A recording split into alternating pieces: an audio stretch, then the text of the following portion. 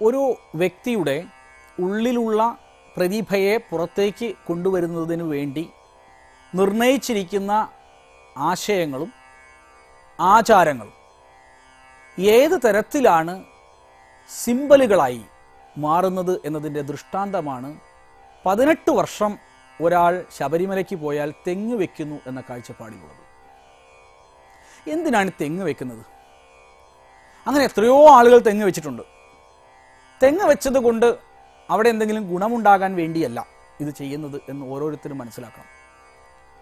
18 പടികളാണ് ശബരിമലയ്ക്കുള്ളത്.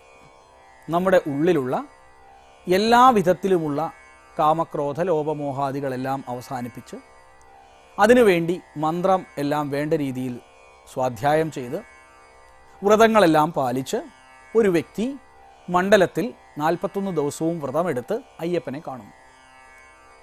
അങ്ങനെ അയ്യപ്പനെ കാണുന്നതിലൂടെ അദ്ദേഹത്തിൻ്റെ ഉള്ളിൽ ഒരു സംസ്കാരം രൂപപ്പെട്ടു വരുന്നു.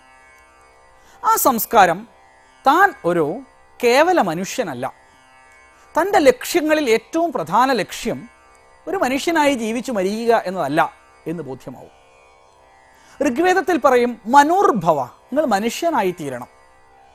ജനയാ ദൈവ്യം ജനം, ദിവ്യ ഗുണശാലികളായ മനുഷ്യരായി തീരണം.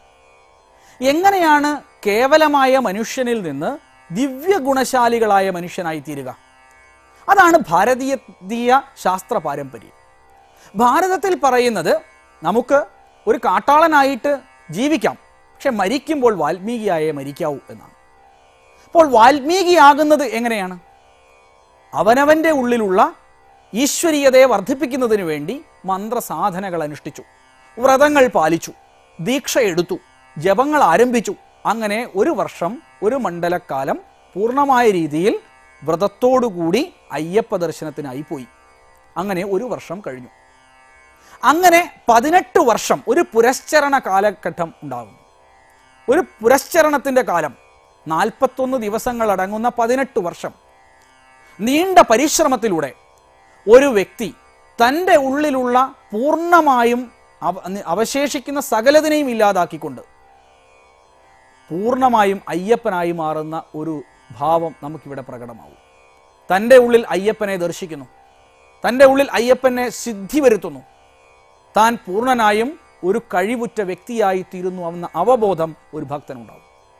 ആ അവബോധം വരുന്ന സമയത്ത് തൻ്റെ കഴിവിൻ്റെ പ്രതിരൂപം എന്ന രൂപത്തിലാണ് ഒരു തെങ്ങ് വയ്ക്കുന്നത്.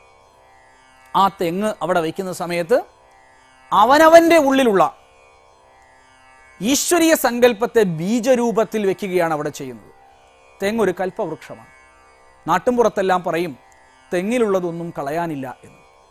അതിൻ്റെ ഓലയായാലും ശരി, അതിൻ്റെ ഏറ്റവും ആവശ്യമായി ഉപയോഗിക്കുന്ന നാളികേരമായാലും ശരി, അതിനെ നമുക്ക് ഇളനീരായി ഉപയോഗിച്ചാലും ശരി, തടിയായി ഉപയോഗിച്ചാലും ശരി, തെങ്ങൊരു കൽപ്പവൃക്ഷമാണ്.